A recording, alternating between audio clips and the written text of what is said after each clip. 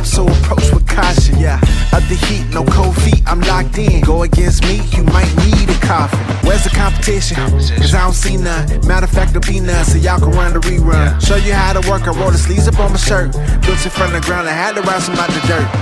Watch this, I'ma show you how I do it. Like a pro, gotta hustle, get through it. No sweat, look good when I'm moving. Hello again, and good morning. My name is Selma Rahman. I'm a member of Edinburgh Women for Independence. I have fond memories of the SIC way back in the days immediately after the referendum of 2014, and I was also a member of the Women for Independence National Committee, and I look forward to their revival. Thank you very much for the invitation to attend here today. Edinburgh Women for Independence is cross-party and no-party, commenced in 2013, was constituted in 2014 and still exists. Today is not about the grassroots movement per se, but we know that independence won't happen without an active, engaged grassroots movement, and there has to be synergy between the independence movement and pro-indie political parties. But sometimes, too frequently, politicians seem to forget that. Edinburgh Women for Independence, therefore, would like to acknowledge the value of the work of SIC, and especially in regards to today's agenda, Manifesto 26. We've already heard in the introduction that it is absolutely vital that we have a majority in the pro-independence parties at the elections next year. SIC set me a particular agenda, which turned out to be somewhat difficult.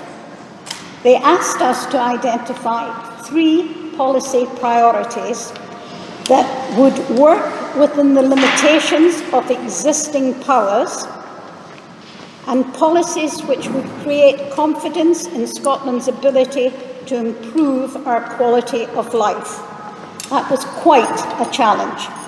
But we need challenge because Scotland seems to be in some sort of hiatus, some sort of holding pen, waiting for the gate to open or miraculously to be opened for us, or worse still, are we in some sort of dead-end tunnel requiring rerouting?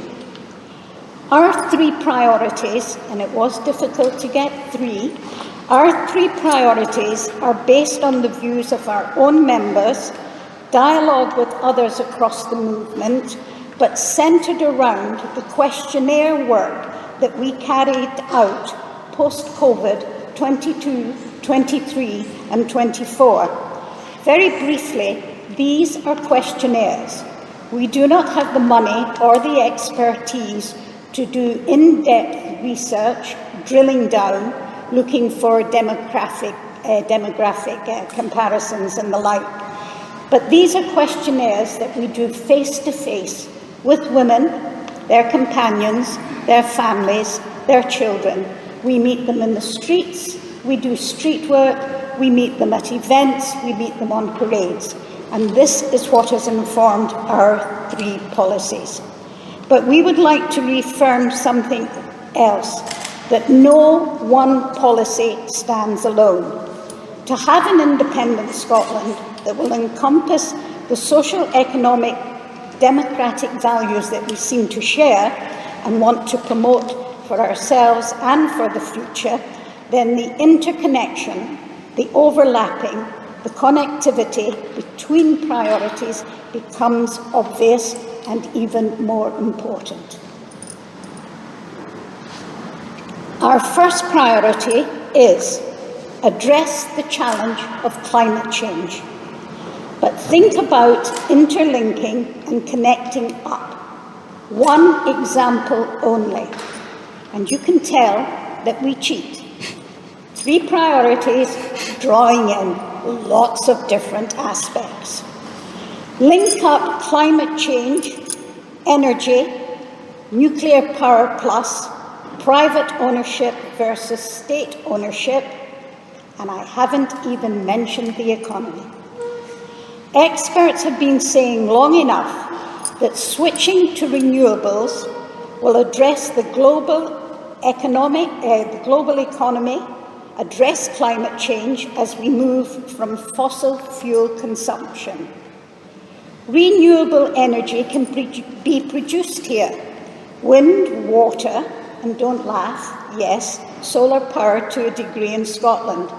But the cost of production is no longer related to what we pay here in Scotland.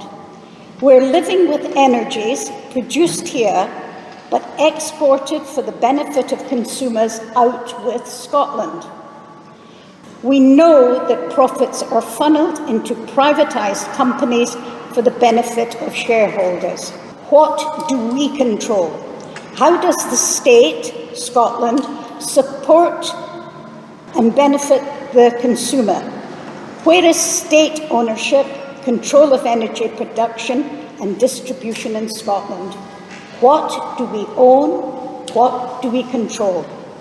And I did mention the link to nuclear, and I'm talking about SMRs, small modular reactors. Advanced nuclear reactors providing energy should not be the way forward in Scotland, as has been whispered by Westminster. Security leaks, contamination, but the link is well established between SMRs and the manufacturing of nuclear weapons. SMRs provide and nurture multiple assets: expertise of the workforce, the physicality of the reactors, and that which they contain. We seem to have forgotten, it's been happily dismissed in the press, we seem to have forgotten that the UK's first nuclear power stations were built primarily to provide fissile material for nuclear weapons during the Cold War. And the last time we at Edinburgh Women for Independence looked, there still was a majority in favour of the removal of nuclear weapons from Scotland. You cannot have weapons if you have SMRs down the road. The second priority that we have identified is to address the challenge of land management. Scotland is about twice the size of Netherlands and almost the same size as South Carolina and the United States. Scotland has 787 islands and about 130 are inhabited. How's that for a stat? And President Trump, please note, no penguins.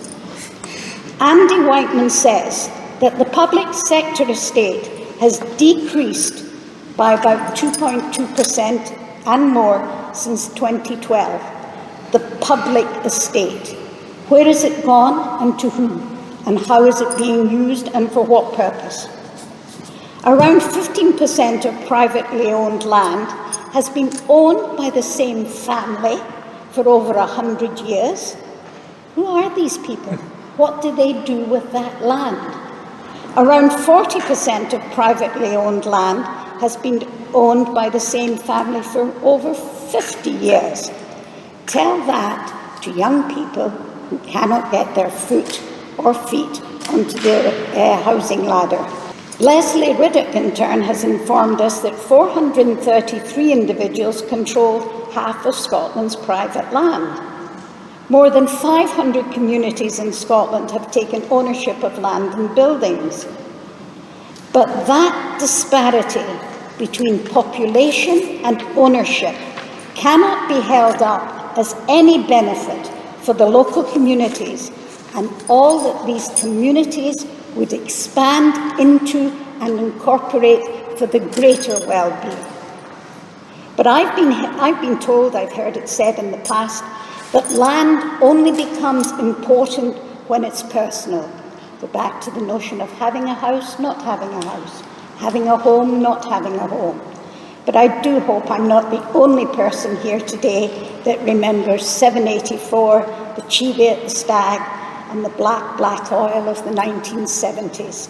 That play and its travelling around Scotland helped spark something across Scotland and across communities. That type of synergy between sport, art, culture is very frequently lost, and it takes something or someone to bring it back into the public domain. But again, interlinked and connect up, as I said previously. Community buyouts are vital parts of Scotland these days, and they've secured a place in our idea of land. But they require to be supported from the time of the idea coming about and the actuality of the end product. Not the years of challenge, the financial barriers that take so much time and human effort to overturn. The state, Scotland, should be supporting, empowering, and initiating more and more ideas such as that. Yes, we need housing, social, rented, and private, but affordable, driven by need and not by profit.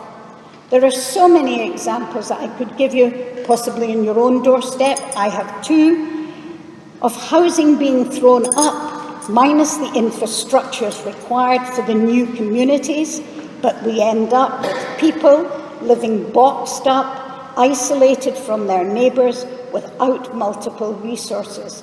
They drive in and drive out of configurations of buildings. We have examples of land uses, industrial, business, new residential, being built up with no payback to the surrounding existing communities. So link up and connect up. Could they consult and provide a play area when there is a new housing estate being thrown up? Would landscaping improve derelict areas? Surely increased footfall would lead to more public transport. In my own area, I can assure you that increased housing has not led to increased public transport. I can assure you that 7,000 houses on my doorstep do not have integrated transport, public or otherwise. What has happened to the old idea of cultural planning, urban-rural, which is place-based, linking and connecting up with people in the first instance? What resources are present? What new resources and infrastructures are required?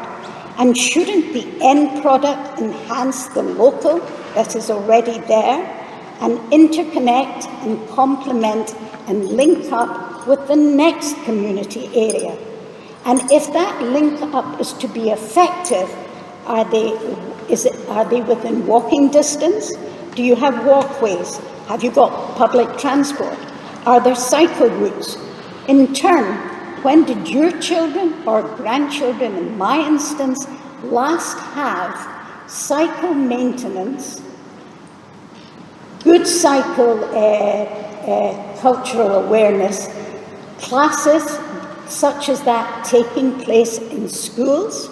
Has anybody heard of that recently taking place in schools? Children being one in the whole room. 1.5 if you include me. My grandchildren did that about 5 years ago. If young people are not introduced to the idea of cycling, not introduced to the idea of walking, you can't capture them later. Why shouldn't there be quality local amenities? Why should you need to travel by whatever the mode? We have a green industrial strategy, allegedly, on and offshore. It sounds good, but in times of change and transition, are we confident that sufficient interlinking has taken place for the movement of people, transport to new homes at times of retraining and new employment? That interconnection, that long-term vision is not happening. And of course, within the whole notion of land management, who is talking about food insecurity? Food insecurity with the rise of food banks, confirming in-work poverty, and the destructive hit from the latest economic downturn. No one is suggesting, least of all me, some sort of happy, clappy lifestyle digging up your small allotment. But the whole idea of food connection and food understanding has been removed from people. It is now centred around large supermarkets and what comes wrapped in cling film. It's not a myth that some children don't know where their food comes from if they're sufficiently lucky to be having food. No one, as I say, is suggesting a happy, clappy lifestyle, but we have neither food security sufficiency nor food resilience.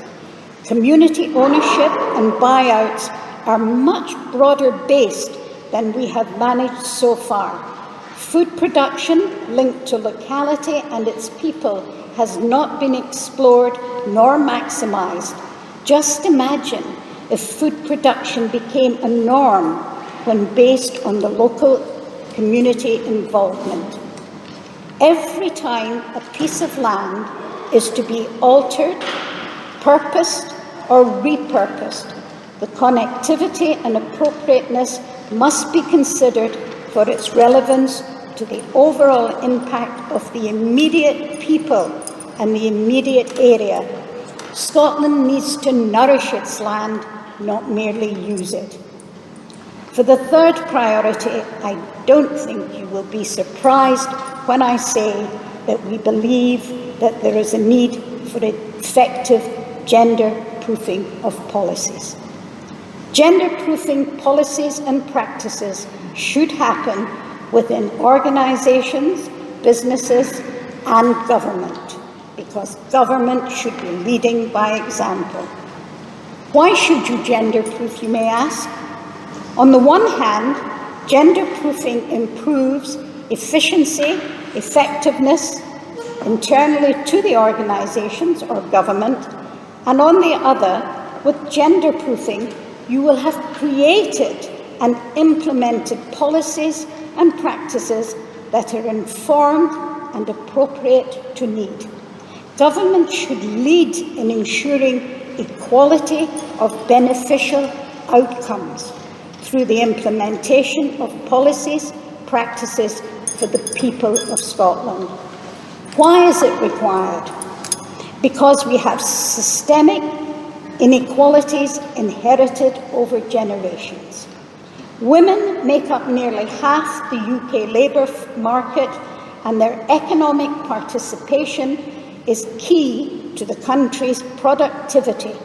But women's overall employment rate is lower than men's.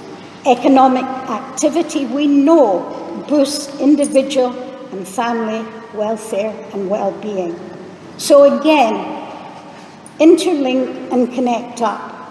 There are proven links between poverty and ill health, poverty and housing. Income generation surely should enhance quality of life. How do you do this? With the appreciation and maximisation of resources, both human, financial, and research, engaging with communities. Too often, the political parties, far less the government, have forgotten the need to engage with communities. But by doing so, you can identify and address societal needs without implementing some one-size-fits-all policy. With such old-fashioned one-size-fits-all policies, think of the failure of the state to address the welfare needs of its people. Think of the human and the financial waste. Is gender-proofing proven to be effective?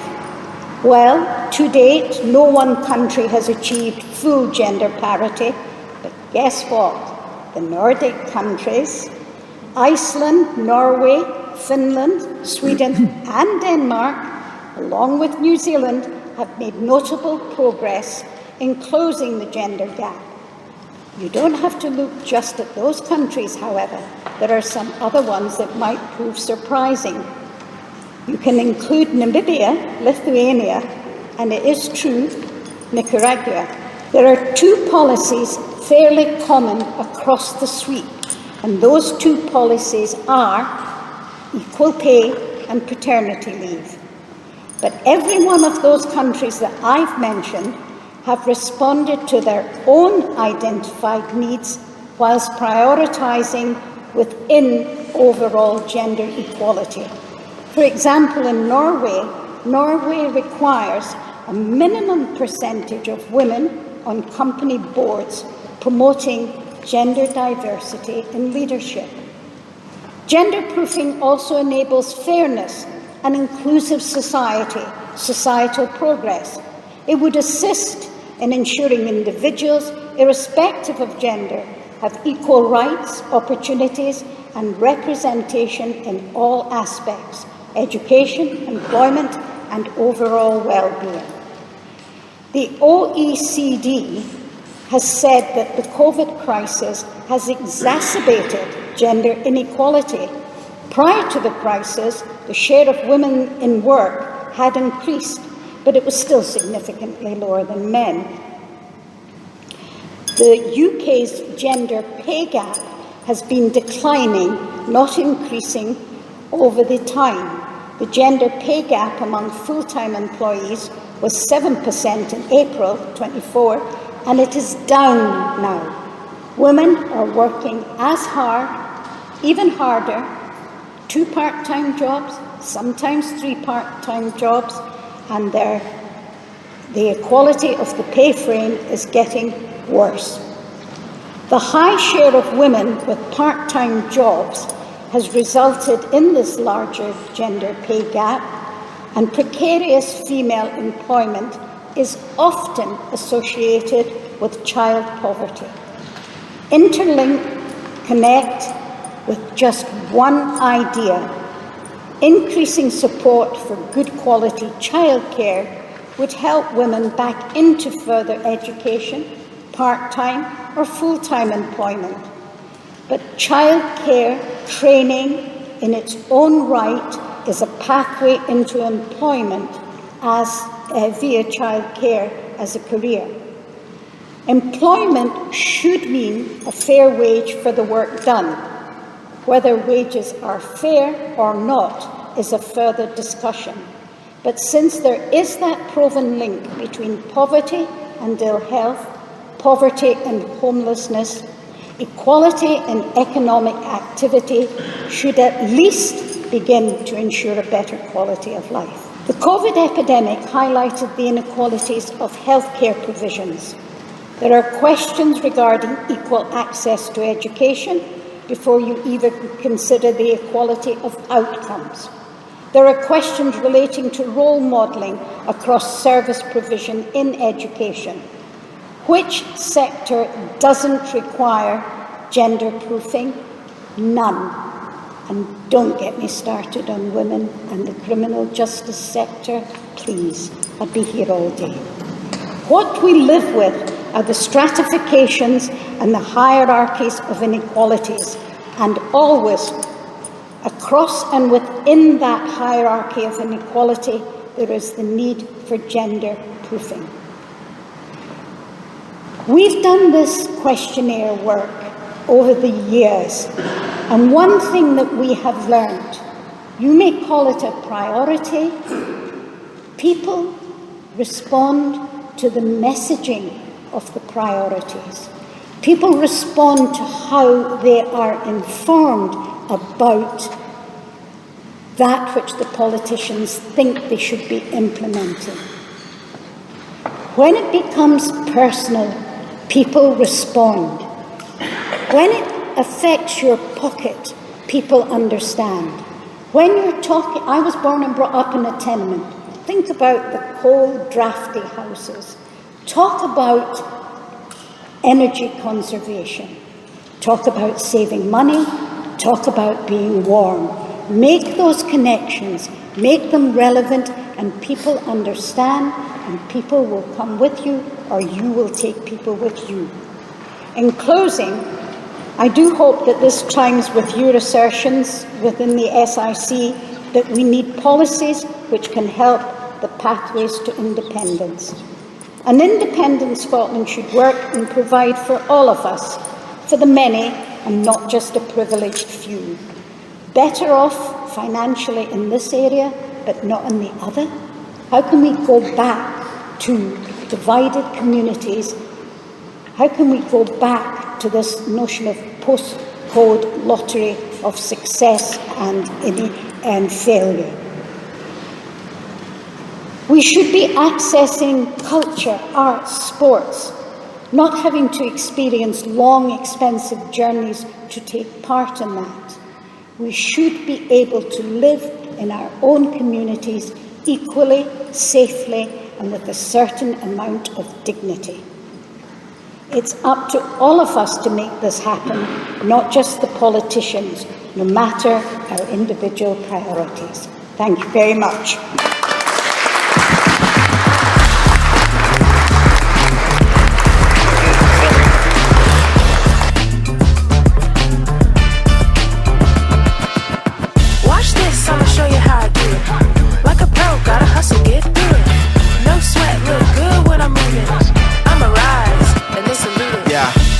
Another day in the office, I've been warming up, so approach with caution. Up the heat, no cold feet, I'm locked in. Go against me, you might need a coffin. Where's the competition? Cause I don't see none. Matter of fact, there'll be none, so y'all can run the rerun. Show you how to work, I roll the sleeves up on my shirt. Built in front of the ground, I had to rouse some out the dirt. Watch this, I'ma show you how I do it. Like a pro, gotta hustle, get through it. No sweat, look good when I'm moving. I'ma rise, and they salute it. Watch this, I'ma show you how I do it. Like a pro, gotta hustle, get